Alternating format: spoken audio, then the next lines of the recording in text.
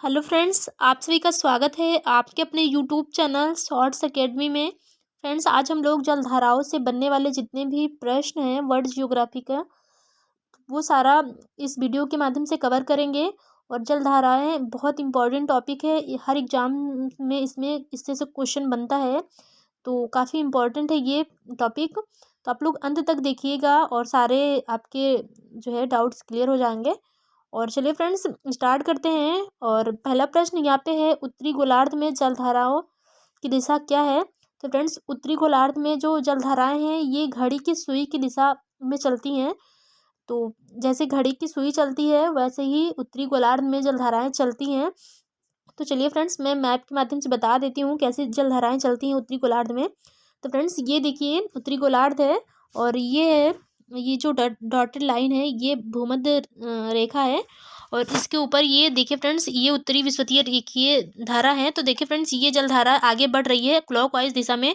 देखिए ये जलधाराएं जो है क्लॉकवाइज चलती हैं और ऐसे करके ऐसे एक सर्किल ड्रॉ कर लेती हैं। ये सारी मतलब धाराएं ऐसे चलती हैं क्लॉकवाइज।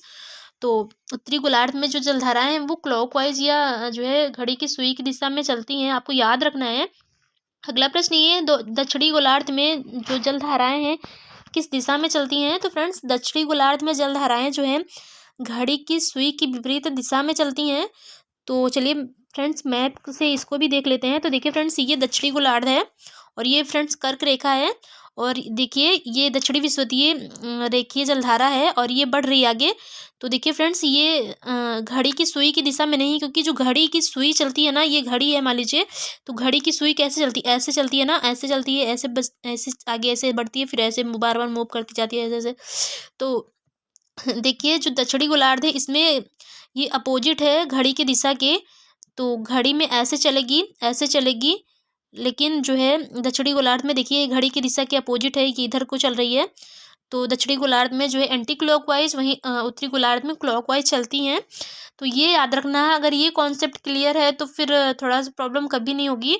और एक कॉन्सेप्ट और होता है इसमें, ठंडी जलधाराएं कहाँ से कहाँ तक चलती हैं। तो फ्रेंड्स, जो ठंडी जलधाराएं होती हैं वो हमेशा ध्रुवों से, ये जो ध्रुव, ये पूरा ध्रुवीय एरिया है, तो ध्रुवों से जो है ये भूमध्य रेखा की ओर चलती हैं। ठीक है, तो हमेशा ध्रुवों से भूमध्य रेखा की ओर चलने वाली जलधाराएं वो हमेशा ठंडी जलधाराएं होती हैं। तो आपको याद रखना है, ध्रुव से अगर भूमध्य रेखा की ओर चल रही है तो वो ठंडी जलधारा, और भूमध्य रेखा से ध्रुवों की ओर चलने वाली जलधारा जो है गर्म जलधारा कहलाती है।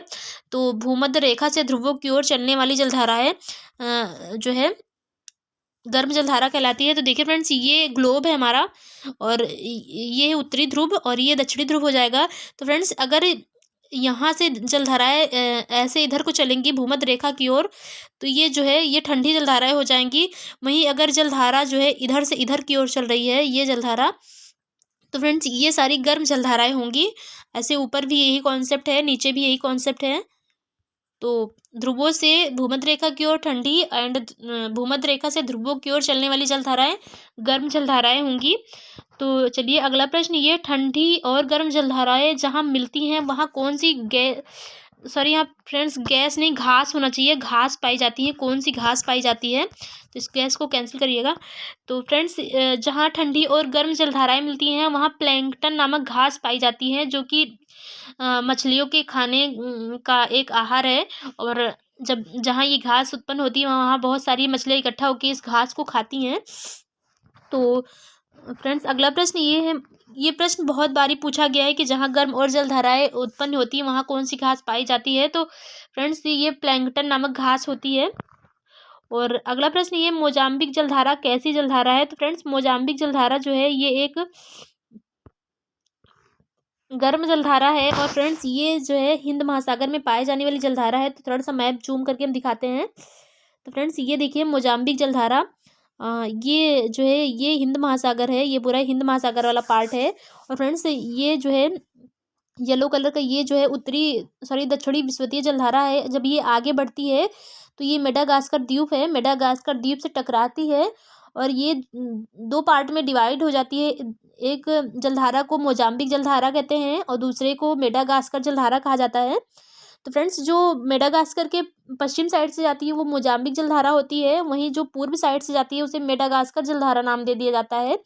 और फिर आगे चलकर यही जलधाराएं जो है फिर आपस में मिल जाती हैं, तो इसे अगुलहास जलधारा नाम दिया जाता है। ठीक है, तो बहुत पूछा जाता है, काफ़ी इंपॉर्टेंट है ये सब सारी जलधाराएं, और बाय मैप समझ लेंगे हम इसे तो हमेशा के लिए याद हो जाएगा। तो फ्रेंड्स जो दक्षिणी विषुवतीय जलधारा है हिंद महासागर की, वो जब आगे बढ़ती है तो मेडागास्कर द्वीप से टकराएगी और दो पार्ट में ये जलधारा डिवाइड होगी, जिसमें मोजाम्बिक जलधारा है और दूसरा मेडागास्कर जलधारा है। मोजाम्बिक जलधारा मेडागास्कर के पश्चिम साइड से तथा जो है मेडागास्कर जलधारा पूर्व साइड से आगे बढ़ेगी और आगे आपस में जब मिलेंगी तो अगुलहास जलधारा बन जाती है यही।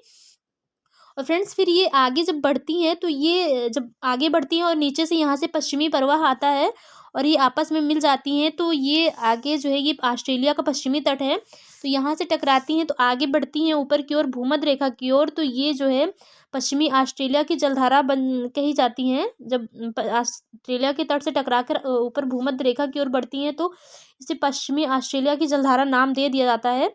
तो फ्रेंड्स चलिए अपना क्वेश्चन देखते हैं। तो पूछा गया था कि मोजाम्बिक जलधारा कैसी जलधारा है, तो फ्रेंड्स मोजाम्बिक जलधारा जो है एक गर्म जलधारा है।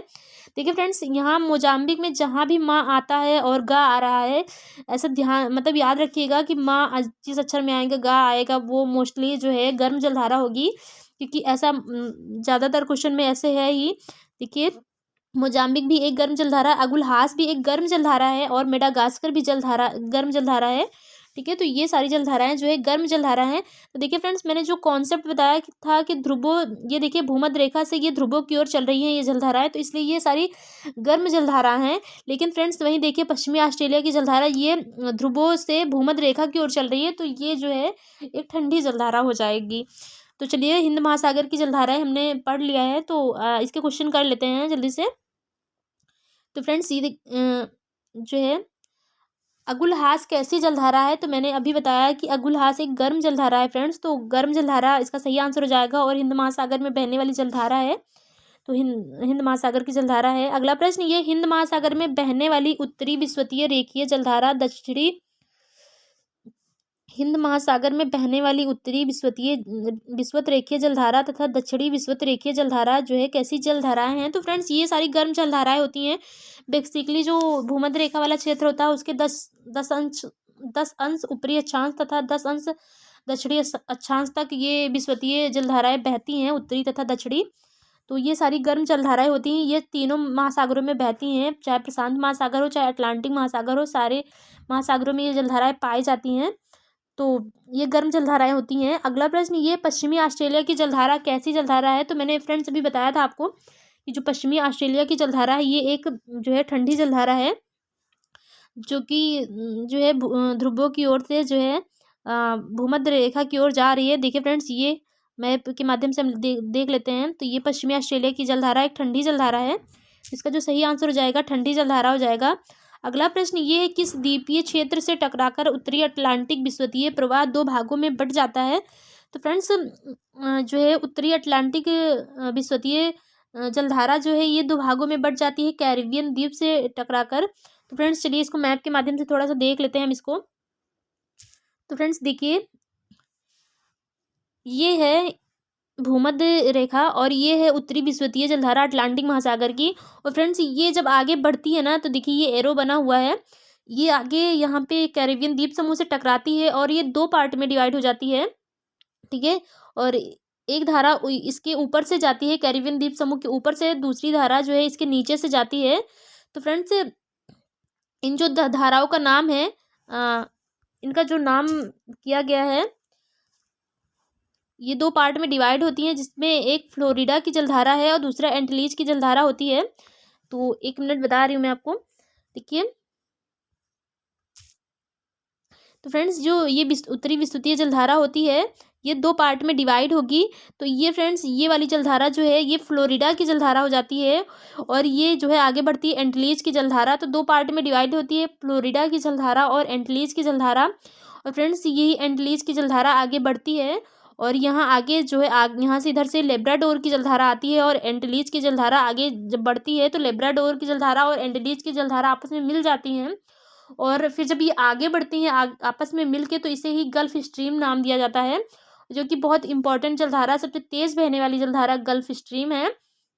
तो फ्रेंड्स ये आगे बढ़ती है, और फिर जब ये आगे बढ़ती है तो ये भी 3 पार्ट में डिवाइड हो जाती है गल्फ स्ट्रीम जलधारा। एक जो है ऊपर की ओर चली जाती है, जिसे इरमिंगा जलधारा कहते हैं, और फ्रेंड्स दूसरी जलधारा रेनेल जलधारा है, और तीसरी जलधारा कनारी की जलधारा के रूप में नीचे की ओर जो है अफ्रीका महाद्वीप से होते हुए, अफ्रीका महाद्वीप के पश्चिमी तट से होते हुए नीचे भूमध्य रेखा की ओर आती है। इसे कनारी की जलधारा कहा जाता है। तो फ्रेंड्स देखिए, यहाँ पे मैं बता दे रही हूँ कौन सी गर्म जलधारा है तथा कौन सी ठंडी जलधारा है। तो फ्रेंड्स जो इधर जो है फॉकलैंड की जलधारा थी, वो एक ठंडी जलधारा है। सॉरी, फ्लोरिडा की जलधारा एक गर्म जलधारा है, और इधर जो एंटीलीज की जलधारा गई है, देखिए फ्रेंड्स ये सारी ध्रुवों की ओर चल रही हैं, इसलिए ये सब गर्म जलधारा होंगी। तो फ्लोरिडा की जलधारा और एंटीलीज की जलधारा गर्म जलधारा है, और जो गल्फ स्ट्रीम की जलधारा, ये भी एक गर्म जलधारा है, और जो रेनेल और इरमिंगा जलधाराएं हैं, ये दोनों भी गर्म जलधारा है। और इधर से आने वाली लेब्राडोर की जलधारा है, देखिए फ्रेंड ध्रुवों से भूमध्य रेखा की ओर आ रही है, इसलिए ठंडी जलधारा है। और कनारी की जो जलधारा है, देखिए फ्रेंड्स इसकी भी डायरेक्शन ध्रुवों से भूमध्य रेखा की ओर है, इसलिए ये एक ठंडी जलधारा है। तो चलिए फ्रेंड्स, उत्तरी अटलांटिक महासागर की जलधाराएं हमने कवर कर लिया है, अब इनसे क्वेश्चन कर लेते हैं। तो चलिए जल्दी से क्वेश्चन कर लेते हैं। तो फ्रेंड्स पूछा जाता है किस द्वीप समूह से टकराती है, तो कैरिबियन द्वीप समूह से टकराती है, और 2 पार्ट में डिवाइड होगी, फ्लोरिडा की जलधारा, दूसरी एंटीलीज की जलधारा, और ये दोनों जलधाराएं गर्म जलधाराएं हैं। तो अगला प्रश्न ये है, फ्लोरिडा की जलधारा तथा एंटीलीज की जलधारा कैसी जलधारा है, तो जस्ट मैंने अभी बताया गर्म जलधारा है। और अगला प्रश्न ये उत्तरी अटलांटिक महासागर में बहने वाली जलधाराएं हैं ये सब। और अगला प्रश्न ये लेब्राडोर की जलधारा कैसी जलधारा है, तो मैंने बताया लेब्राडोर ऊपर की ओर से आती है ग्रीनलैंड के साइड से, तो ये जो है एक ठंडी जलधारा है, क्योंकि ये ध्रुवों से आ रही है, तो एक ठंडी जलधारा होगी। अगला प्रश्न ये है, और अगला प्रश्न ये है, गल्फ स्ट्रीम कैसी जलधारा है, तो फ्रेंड्स गल्फ स्ट्रीम एक गर्म जलधारा है, जैसा कि मैंने बताया, जिसमें माँ आ जाए गा आ जाए, वो मोस्टली जो है गर्म जलधारा में ही आती है। जैसे कि गल्फ स्ट्रीम तो गर्म जलधारा हो जाएगी, जैसे मोजाम्बिक की जलधारा, वो भी गर्म जलधारा में आ जाती है। वहीं अगुल हास की जलधारा की बात करें तो वो भी एक गर्म जलधारा है। तो अगला प्रश्न ये है, यूरोप का गर्म कंबल किस जलधारा को कहते हैं, तो फ्रेंड्स यूरोप का जो गर्म कंबल है वो गल्फ स्ट्रीम जलधारा को कहते हैं। बेसिकली जो गल्फ स्ट्रीम होता है, जब ये यूरोप के तट से टकराता है फ्रेंड्स, तो ये जो वहाँ पे बर्फ़ जमी होती है यूरोप में, उस बर्फ़ को मतलब पिघला देता है, और वहाँ थोड़ा सा मतलब गर्म जलधारा होने की वजह से ये थोड़ा सा वहाँ की बर्फ़ को पिघला देती है, इसलिए इसे गर्म कंबल भी कहा जाता है यूरोप का। तो अगला प्रश्न ये है, गल्फ स्ट्रीम कितनी जलधाराओं में बढ़ जाती है, तो फ्रेंड्स जस्ट मैंने अभी बताया था मैप के माध्यम से कि गल्फ स्ट्रीम 3 धाराओं में बढ़ती है, जिसमें से पहले थी इरमिंगर जलधारा, रेनेल जलधारा और कनारी की जलधारा। तो फ्रेंड्स देखिए मैप में एक बार फिर से मैप देख लेते हैं इसका। तो ये देखिए फ्रेंड्स, ये लेब्राडोर की जलधारा आ रही है, और ये जो है गल्फ स्ट्रीम आगे बढ़ रही है, तो ये 3 पार्ट में डिवाइड होगी। एक इरमिंगर की जलधारा जो कि ध्रुवीय क्षेत्रों की साइड चली जाएगी, और दूसरी जलधारा रेनेल की जलधारा है जो फ्रांस की साइड जाती है, और तीसरी जलधारा कनारी की जलधारा, ये जो है पश्चिमी अफ्रीका से होते हुए ये भूमध्य रेखा की ओर जाती है, और उत्तरी विषुवतीय प्रवाह में जाके मिल जाती है। तो अगला प्रश्न ये है, इरमिंगर तथा रेनेल कैसी जलधारा है, तो गर्म जलधारा है, जस्ट मैंने बताया। और कनारी की जलधारा कैसी जलधारा है, तो फ्रेंड्स ये ठंडी जलधारा है। और अगला प्रश्न है, ब्राज़ील की जलधारा कैसी जलधारा है, तो फ्रेंड्स अब ये हम दक्षिणी अटलांटिक महासागर में पहुंच गए हैं। तो फ्रेंड्स जो ब्राज़ील की जलधारा एक गर्म जलधारा है, तो फ्रेंड्स इसको थोड़ा सा मैप के माध्यम से कवर कर लेते हैं, उसके बाद फिर क्वेश्चन करते हैं इसका। तो फ्रेंड्स ये देखिए जो है, ये दक्षिणी अटलांटिक महासागर है, और ये दक्षिणी विषुवत रेखीय जलधारा है, और ये जो है आगे की ओर बढ़ रही है। तो फ्रेंड्स ये आगे की ओर बढ़ती है, तो ये ब्राज़ील देश है, ब्राज़ील के तट से होते हुए जाती है, तो इसे ब्राज़ील की धारा नाम दिया जाता है। और फ्रेंड्स इधर से जो है नीचे की साइड से ध्रुवीय क्षेत्र से फॉकलैंड की जलधारा आती है, फिर ये दोनों जलधारा जो है आपस में मिल जाती हैं। तो और फ्रेंड्स फॉकलैंड की जलधारा देखिए ध्रुवीय क्षेत्र से आ रही है, इसलिए एक ठंडी जलधारा है, और ये जब आपस में मिल जाती हैं तो ये मिलने के बाद दक्षिणी अटलांटिक प्रवाह कहलाती हैं। और फ्रेंड्स फिर ये आगे की ओर बढ़ती हैं तो ये जब पश्चिमी अफ्रीका के तट से होते हुए ऊपर भूमध्य रेखा की ओर जाने लगती हैं तो इन्हें बेगुला की जलधारा कहा जाता है। और फ्रेंड्स जो बेगुला की जलधारा है ये एक ठंडी जलधारा है, तो यहाँ पे गा आ रहा है इसमें भी, तो ऐसे मतलब इससे मत ये करिएगा कि ये गर्म जलधारा होगी, नहीं, बेगुला की जलधारा ठंडी जलधारा है। तो फ्रेंड्स इसको अपवाद में रख लीजिएगा, बेगुला की जलधारा जो एक ठंडी जलधारा है, क्योंकि ये ध्रुवीय क्षेत्र से भूमध्य रेखा की ओर जा रही है ना, इसी वजह से ये गर्म ठंडी जलधारा है। तो फ्रेंड्स देखिए एक बार फिर से इसको क्लियर कर लेते हैं। तो जो है ये दक्षिणी विषुवतीय प्रवाह है, आगे की ओर बढ़ेगी, ब्राज़ील की जलधारा, नीचे से फॉकलैंड की जलधारा आएगी और ये दोनों आपस में मिल जाएंगे तो दक्षिणी अटलांटिक प्रवाह के नाम से आगे बढ़ेंगे। और जब जो है अफ्रीका महाद्वीप के पश्चिमी तट से टकराकर आगे की ओर बढ़ेंगे तो इसे बेगुला की जलधारा नाम दे दिया जाता है। तो चलिए फ्रेंड्स इससे बनने वाले जितने भी क्वेश्चन हैं वो कर लेते हैं। तो फ्रेंड्स फॉकलैंड की जलधारा कैसी जलधारा है, तो मैंने फ्रेंड्स बताया कि फॉकलैंड की जलधारा ध्रुवीय क्षेत्र से आती है, तो ये एक ठंडी जलधारा है। और अगला प्रश्न ये है, बेगुला की जलधारा कैसी जलधारा है, तो फ्रेंड्स बेगुला की जलधारा जो है एक ठंडी जलधारा है। और अगला क्वेश्चन है कि प्रशांत महासागर में बहने वाली उत्तरी विषुवतीय रेखीय जलधारा किन दो जलधाराओं में बढ़ जाती है। तो फ्रेंड्स ये अब प्रशांत महासागर के क्वेश्चन स्टार्ट हो गए हैं, तो चलिए फ्रेंड्स प्रशांत महासागर के जलधाराएं हम पढ़ लेते हैं, उसके बाद इसके क्वेश्चन करते हैं। तो चलिए मैप के माध्यम से इसको पहले समझ लेते हैं। तो देखिए फ्रेंड्स ये मैप है इसका।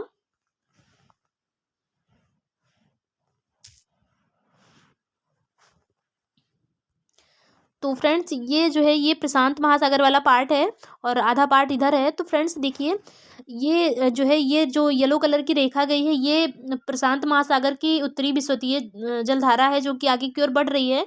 और फ्रेंड्स यहाँ पे ये जो है जापान की कुछ द्वीपों से टकराती है और ये दो पार्ट में डिवाइड हो जाती है, जिसमें से एक जलधारा जो ये इधर जा रही है ये सुसीमा की जलधारा कहलाती है, वहीं जो इस साइड जाने वाली जलधारा है ये क्यूरोसियो की जलधारा कहलाती है।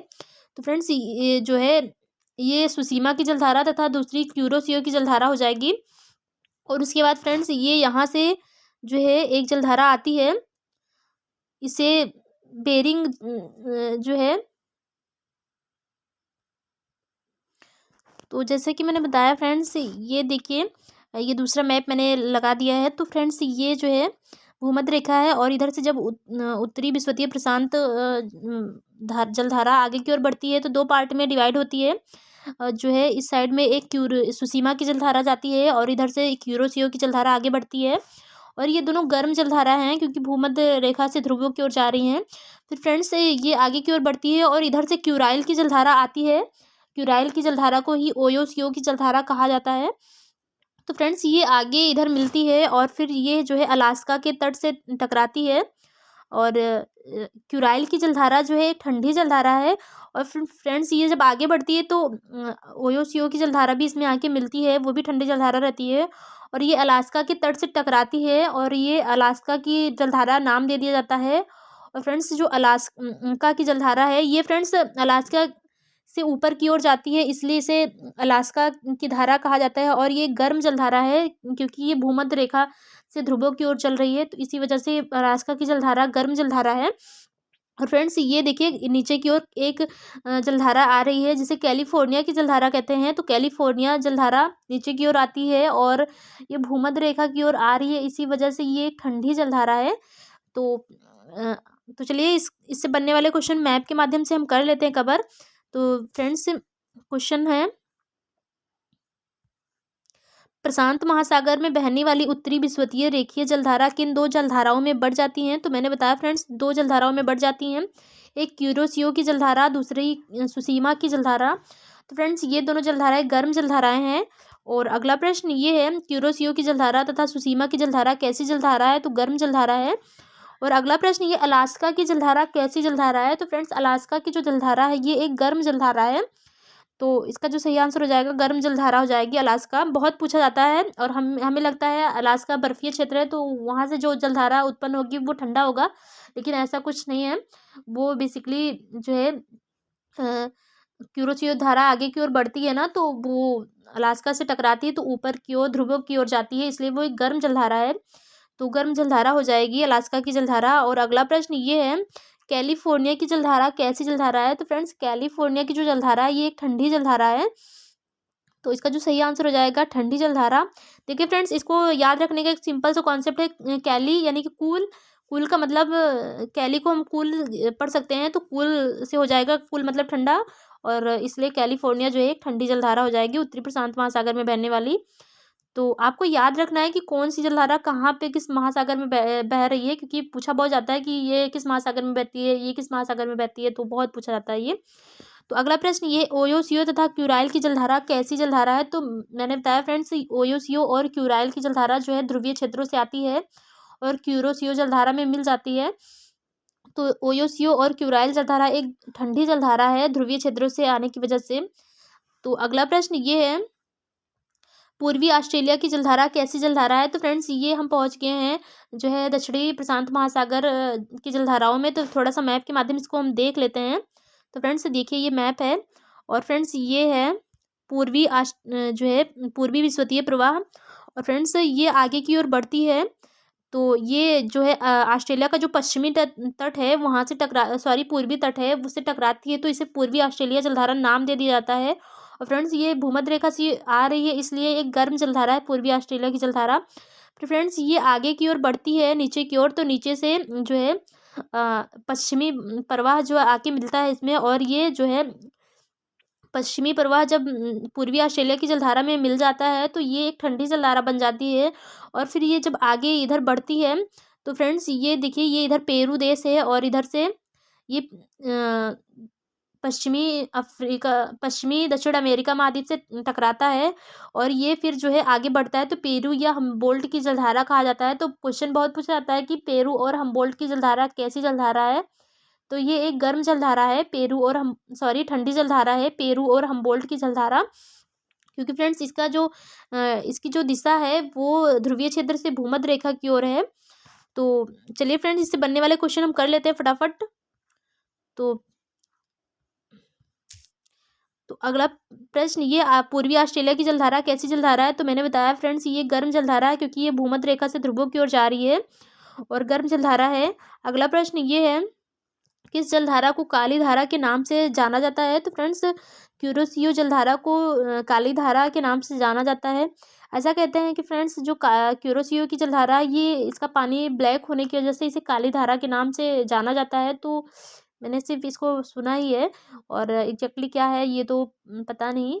तो चलिए फ्रेंड्स, ये रहे आज के कुछ क्वेश्चन, और जलधाराओं से जितने भी क्वेश्चन बन सकते हैं वो सारे मैंने करा दिए हैं लगभग।